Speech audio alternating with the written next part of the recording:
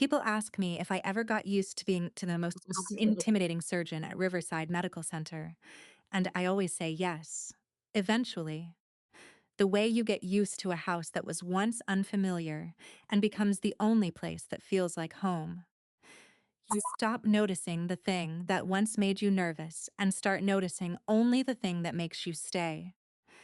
What I never told anyone was that for 3 years of real marriage, through Elena and James and the lopsided birthday cake and the flower in my eyebrows and all of it, there was a small quiet part of me that held its breath. Not because I doubted us. Not because I was still waiting for the other shoe to drop the way I used to. But because loving someone that much means understanding, at some cellular level, that you have something to lose. I used to think I was afraid of Veronica leaving. It took a Thursday afternoon in October to teach me what I was actually afraid of. Let me back up. Elena was 4. James had just turned 1. We had celebrated his birthday 2 weeks earlier with a cake that was significantly less structurally compromised than Elena's first one, which Veronica considered a personal achievement and had actually photographed with the same careful attention she gave to things that mattered. She had put it in her phone camera roll between a picture of a surgical diagram and a photo of Elena explaining something very serious to Gerald. That was Veronica's camera roll. That was our life. She had been chief of surgery for 14 months. The negotiated terms had held. She was home by 6 on Tuesdays and Thursdays, and she had kept that promise with the same precision she kept every promise she made, which was absolute. There had been hard weeks.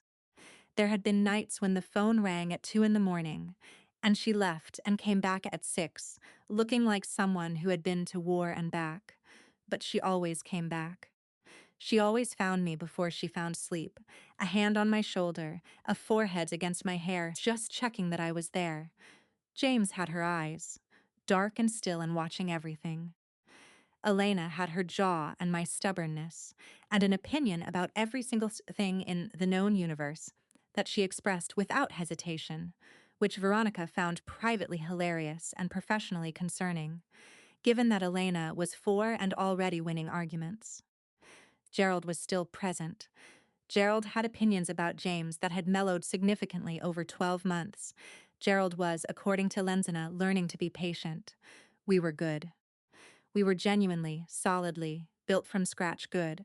And then it was Thursday afternoon in October. I was at my desk when my phone rang, not Veronica's number.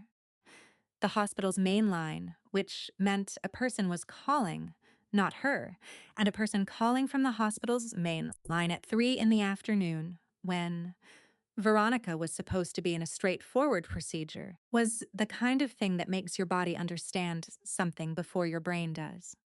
I answered, Mrs. Hayes-Chen, this is Dr. Priya Anand from Riverside Medical. I'm calling about your wife. I stood up from my desk, my chair pushed back. I don't remember doing it. There was an incident in the OR this afternoon. Veronica is stable. I need you to understand that first. She is stable, and she is being monitored, and she is going to be all right. But I need you to come in. What kind of incident? I said. My voice was very steady. I noted that with a distant clinical part of my brain, like I was watching myself from somewhere slightly outside my own body. She collapsed during a procedure, Dr. Anand said carefully. A cardiac event. We've run initial tests, and I want to explain everything in person. She's asking for you. I called Priya, our nanny, from the car. I called my mother from the hospital parking lot. I walked into Riverside Medical Center through the same doors I had walked through 100 times, and I did not look at the department signs or the directory or any of the things that would have told me where to go. Because I already knew every hallway in this building after 3 years of working here, and 2 more of being married to the woman who ran the surgical floor. Dr. Anand met me outside the cardiac monitoring unit. She was young, younger than I expected, with the careful professional composure of someone who delivered difficult news regularly and had learned to do it with both precision and warmth. She walked me through it in the hallway before she let me in. Hypertrophic cardiomyopathy, she said. It's a thickening of the heart muscle. In many people, it causes no symptoms and goes entirely undetected. In Veronica's case, it appears to have been present for years. The stress and workload of the past several years, the hours, the accumulated pressure, accelerated the condition to a point where it became acute today. She collapsed mid-procedure. Her team responded immediately. The patient is fine, Veronica is fine, but, I said. She cannot continue at the current pace, Dr. Anand said, not safely. The position, the hours, the physical and emotional load she has been carrying. Something has to change. I looked at the door to the room behind her. Can I see her? I said. Yes, she said. She paused. I want to prepare you. She's frightened. I don't think she'll show it in the way most people do. But she is. I know, I said. I know exactly how she shows it. I opened the door. Veronica was sitting up in the hospital bed in a gown that was the most incongruous thing I had ever seen her wear. All of her authority lived in how she dressed for work: the white coat, the scrubs, the lanyard and the badge, and the posture that said she owned the room she walked into.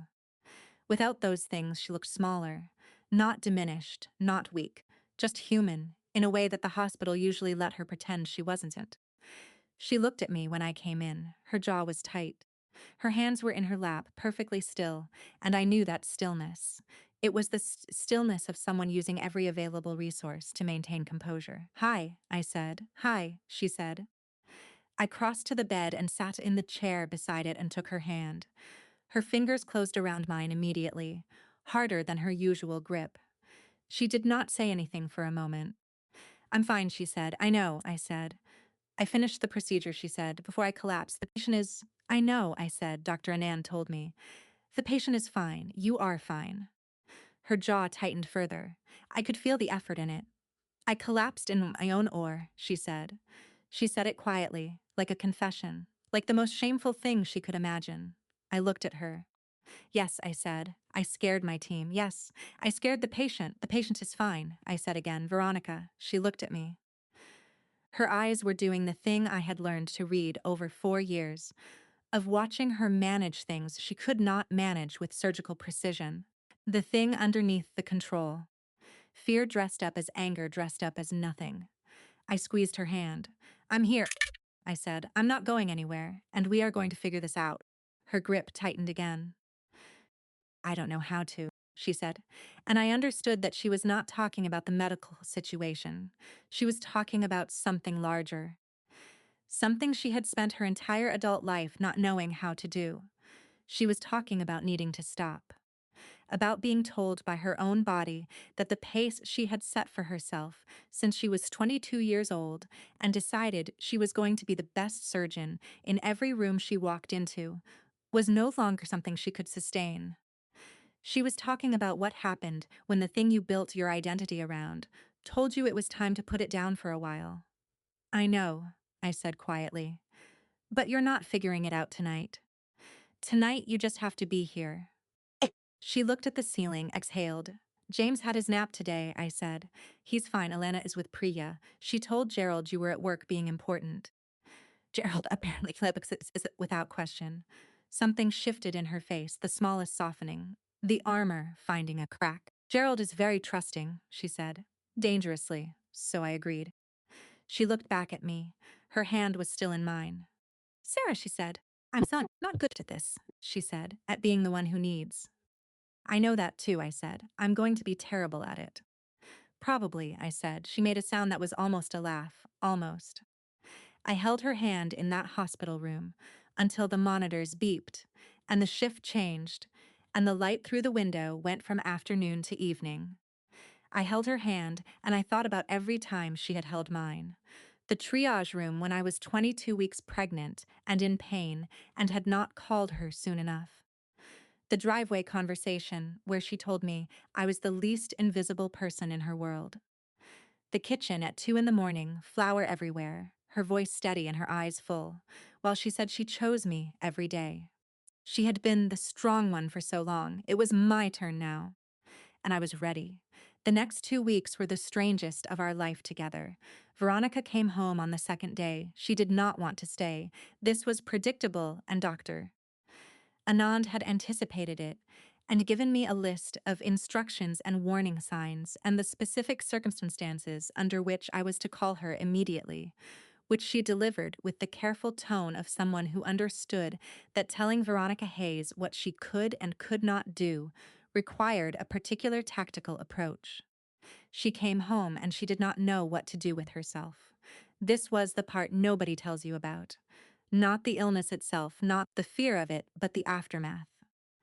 The person who has organized their entire life around motion and purpose and the specific satisfaction of a job that demands everything suddenly sitting in their own house at 11 in the morning with nowhere to be and nothing to be responsible for, and procedure to perform and no residence to teach, and no decisions that only they could make.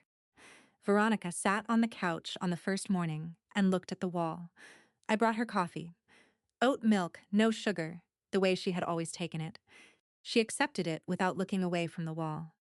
I have 14 unread board emails, she said. You're on medical leave, I said. I'm aware. Then you know you're not reading the board emails. She looked at me with the expression that had once made residents forget how to speak. I looked back with the expression of a woman who had been married to her for 3 years and knew every version of that look and was not remotely intimidated by any of them anymore. She looked back at the wall. Fine, she said. I sat down next to her, not touching, just present. We sat there with our coffee and the morning sounds of the house. James doing his particular 1-year-old monologue from the playmat. Priya in the kitchen, the city outside doing what cities do. How are you actually feeling? I said. She was quiet for a moment. Like I failed, she said. You had a cardiac event, I said. In my own oar, Veronica. She looked at her hands. These hands that I had watched perform surgeries I could not imagine, that had signed the paperwork that restructured her own job to protect our family, that had held Elena when she was born, and James when he was born, and mine across every hard moment of the past 4 years. I built my entire life around being the person nobody had to worry about, she said. The one who handled things. I spent my deciding that needing help was a liability, and that if I worked hard enough and was good enough, nobody would ever have to take care of me because I would be too competent to require it. I looked at her, and then I married you, she said quietly, and you made me want to be taken care of sometimes. You made it feel safe, but I hadn't finished unlearning the other thing. The thing where I push until I collapse, apparently literally. I put my hand over hers. You're not failing, I said. You're learning something that most people figure out at 30, and you're learning it at 34, and that's still well within the reasonable window. She looked at me. The reasonable window, she repeated. I made that up, I said, but the principle stands. She turned her hand over and held mine. I'm going to be a terrible patient, she said again.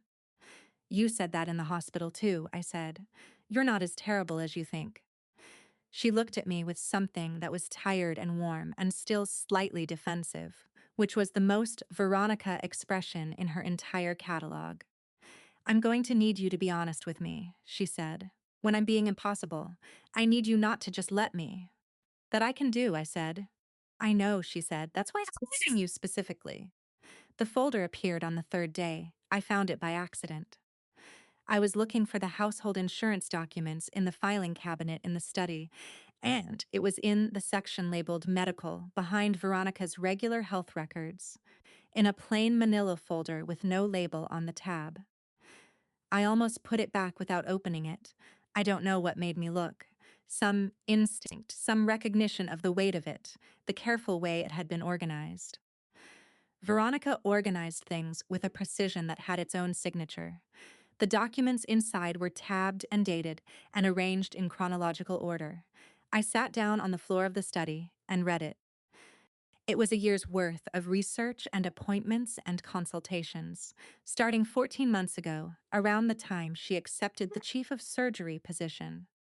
Donor genetic profiles, clinic consultation notes, IVF protocol documentation, a letter from a fertility specialist outlining the options for a second pregnancy, everything annotated in her handwriting in the margins, questions, and follow ups, and the particular notations of someone who had approached a deeply personal decision with the same thoroughness firmsamen she brought to surgical planning. She had been building this quietly for over a year. She had never mentioned it, not because she was hiding it from me. I understood that immediately, sitting on the floor with the folder in my hands. Not concealment, something else.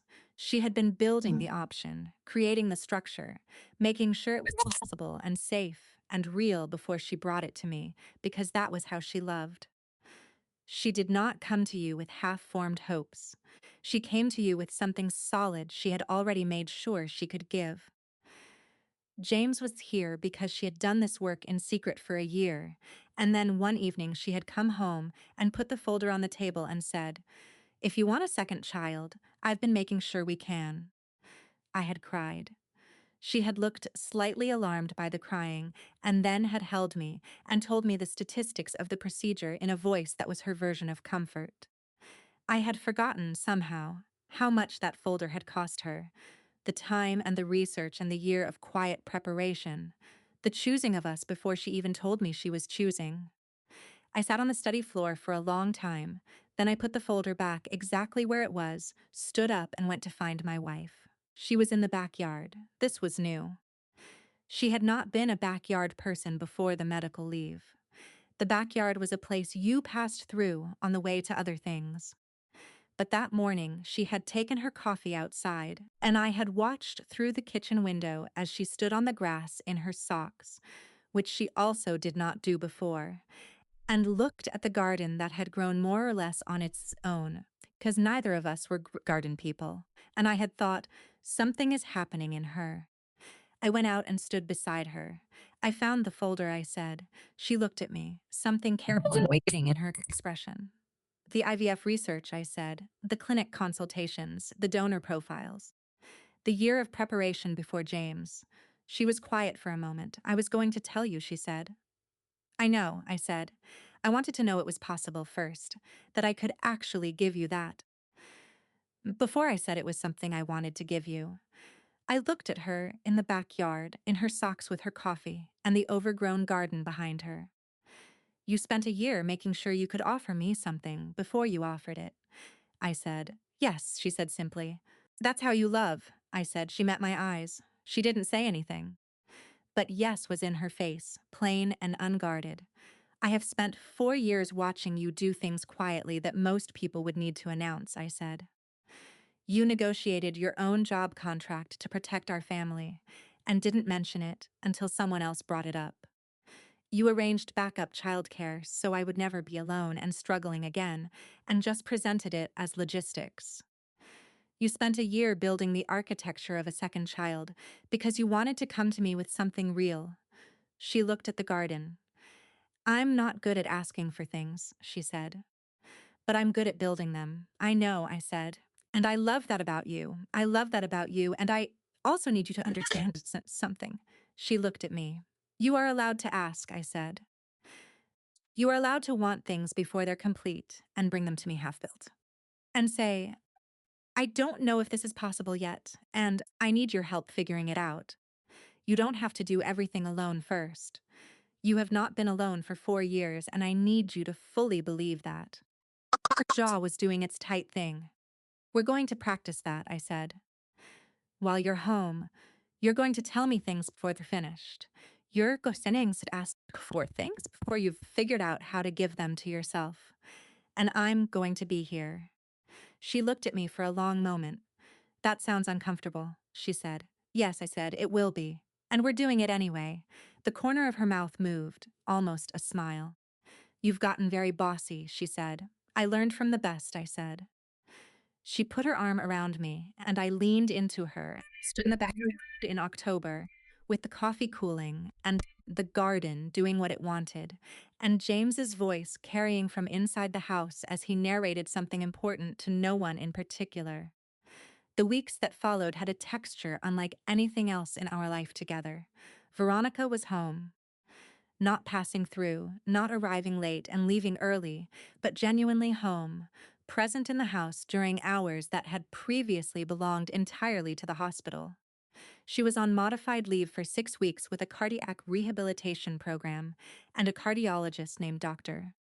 Singh, who she respected, which I knew because she did not argue with him the way she argued with everyone else whose medical opinions she found questionable.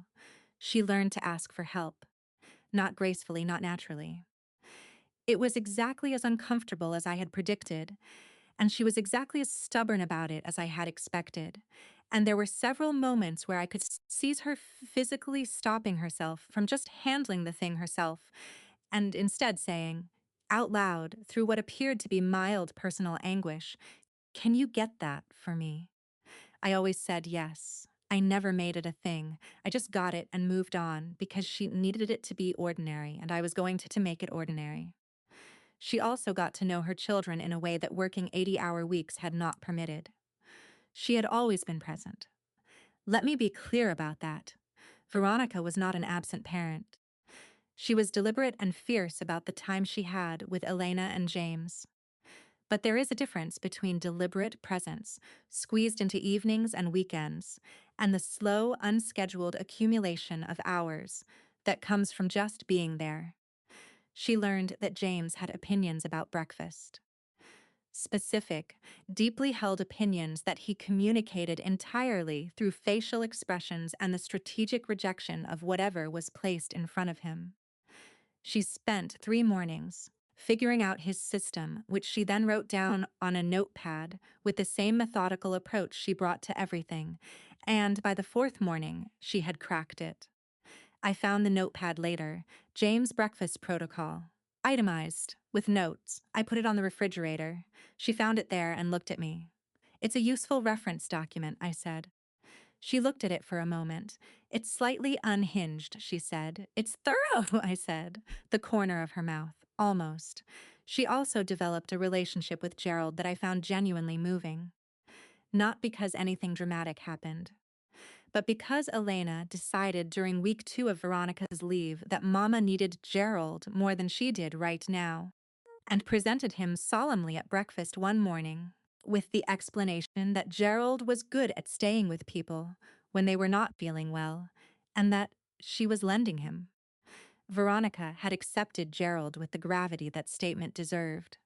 He sat on the nightstand on Veronica's side of the bed for the rest of the leave. She did not comment on this. But I noticed that when she was reading at night, her hand would rest on the bed near him in the way you rest your hand near something that is keeping you company. I did not tell her I had noticed. Some things are better left as private. The hard conversations happened in week 4. We had been careful around it. Both of us. There was a thing that needed to be said about the future, and we had been circling it the way you circle something you know will change the shape of things.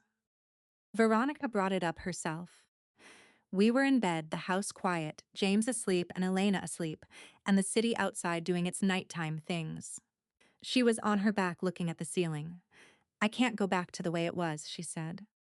"I know," I said. "The job is mine. I'm not giving up the job. But the hours and the pace and the way I was treating my own body like it was a machine I could run indefinitely." She paused. "I knew it wasn't sustainable. I think I knew it for a long time, and I chose not to address it because addressing it would have required me to admit that I needed things to be different, and I didn't know how to do that." I looked at the ceiling with her. "What does different look like?" I said. "I don't know exactly," she said. "I know it means a deputy chief who actually has authority and not just the title. I know it means I stop taking cases on my off days because I feel like I should. I know it means that when you tell me you need something, I don't file it under things to address later." She turned her head to look at me. "I know it means I accept that I am not a machine," she said. "That I am a person who has a wife and 2 children, and a heart that is telling me in very clear terms that it has limits, and I should respect them." I looked at her. "That's a lot of knowing for someone who's usually in the building before announcing phase," I said. She made a sound that was fully a laugh, the real one, the one she only did with me. "I've had 6 weeks to think," she said. 6 weeks is a long time for you, I said. It's practically a lifetime, she agreed. I rolled toward her, and she made room, and her arm came around me the way it always did, the particular arrangement of the two of us in this bed in this house, which was the most familiar thing in the world to me now. I'm proud of you, I said, for collapsing in my own oar, she said.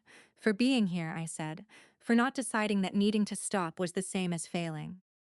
For sitting on the couch and looking at the wall and letting yourself not know what to do. That was brave. For you, that was the bravest thing. She was quiet for a long moment. You're going to make me cry, she said.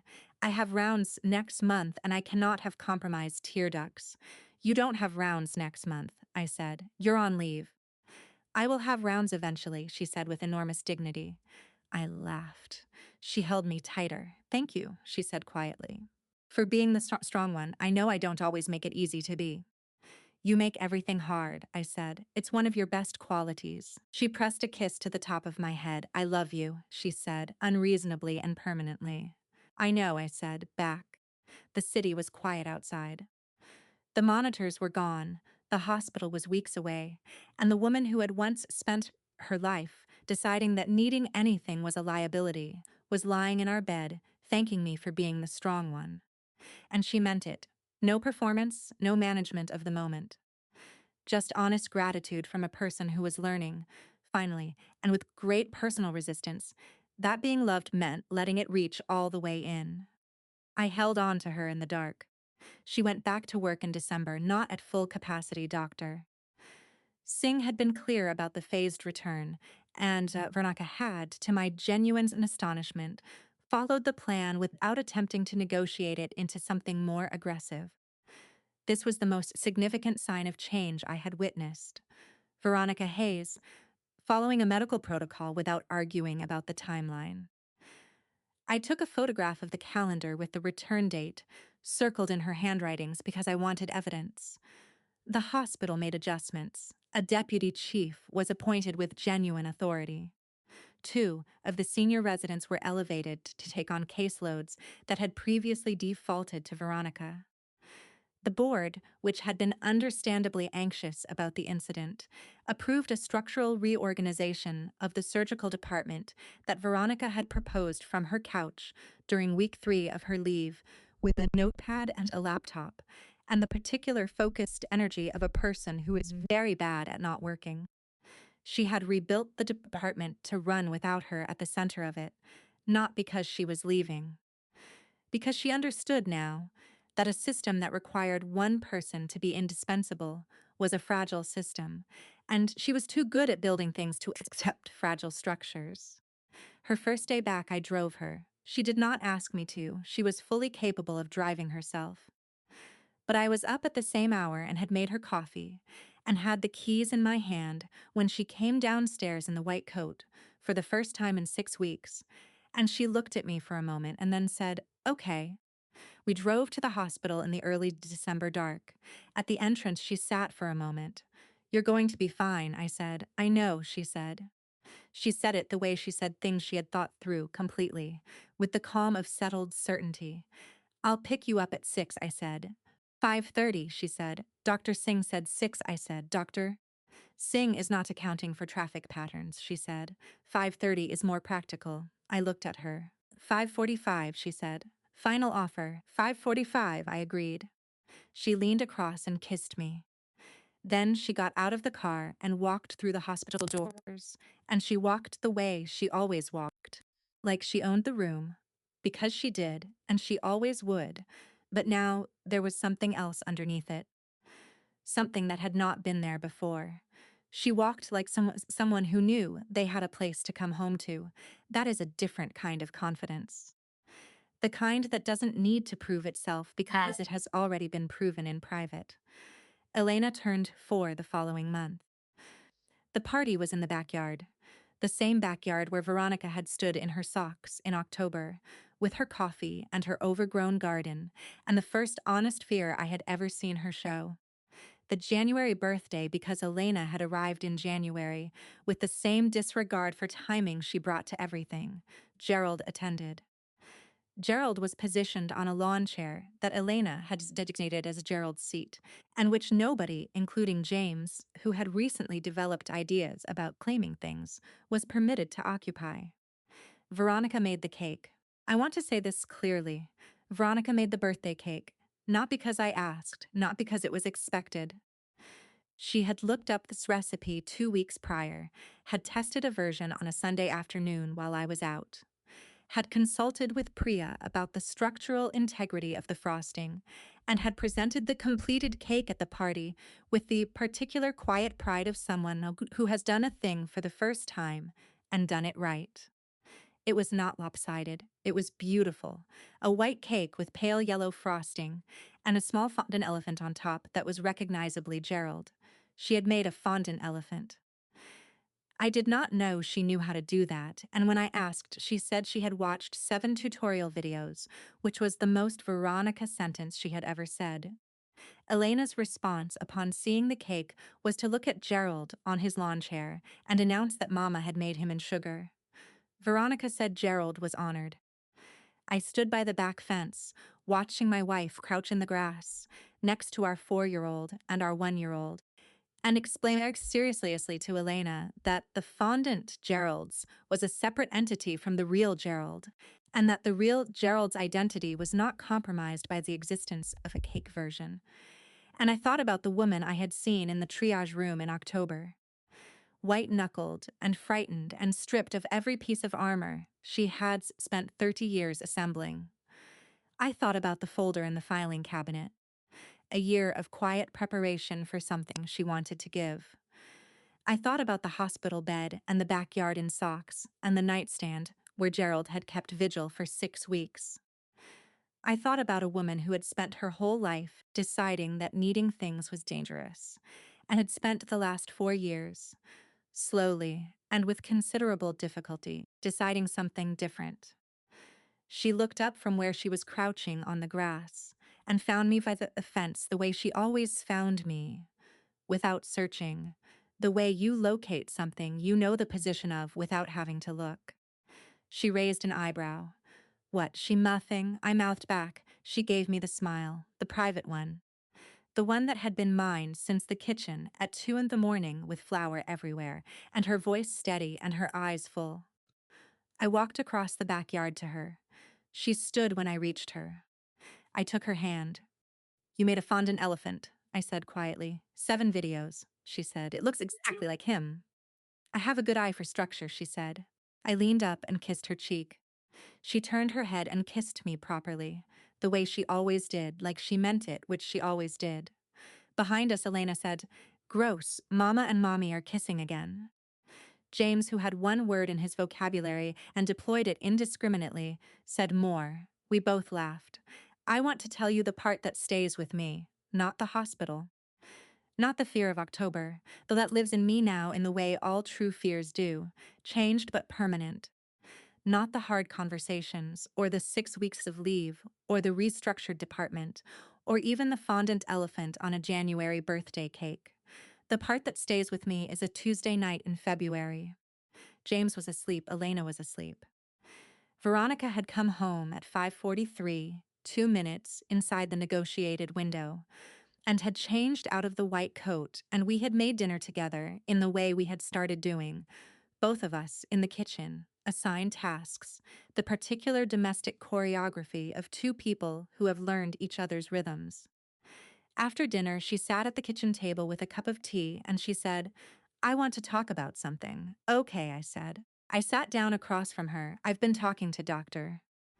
Sing about the long-term picture, she said, about what sustainable looks like. And I've been thinking about what I want the next 10 years to look like for us. I listened.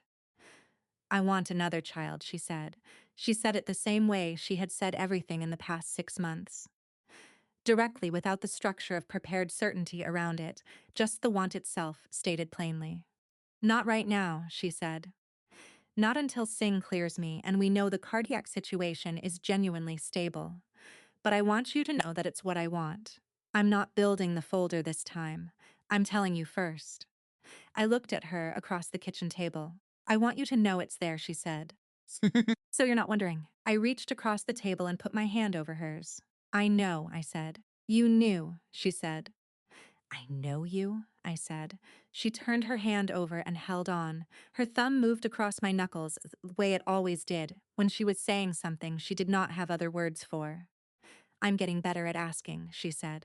You are, I said, slowly and with enormous resistance. The most Veronica kind of progress, she agreed. I smiled. She smiled back, the full one, not the private one for once, but the real one, the unguarded one.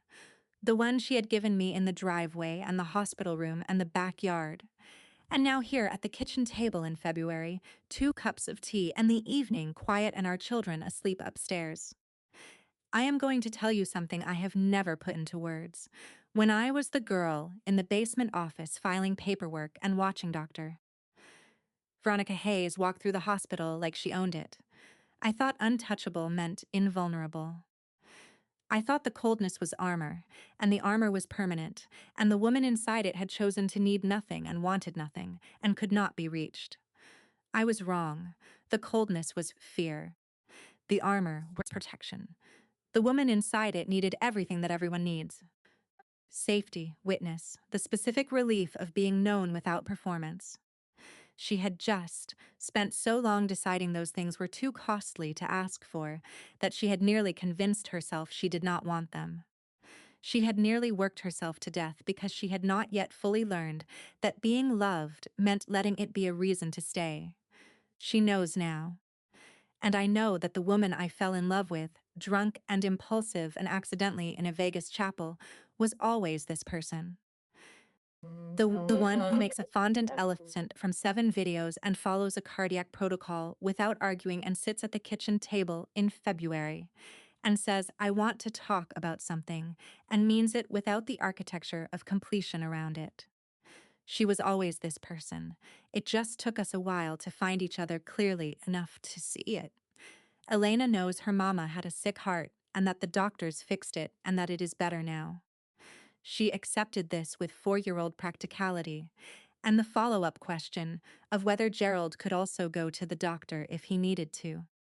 Veronica told her yes and meant it in the way she meant everything. Absolutely. James does not know any of this yet.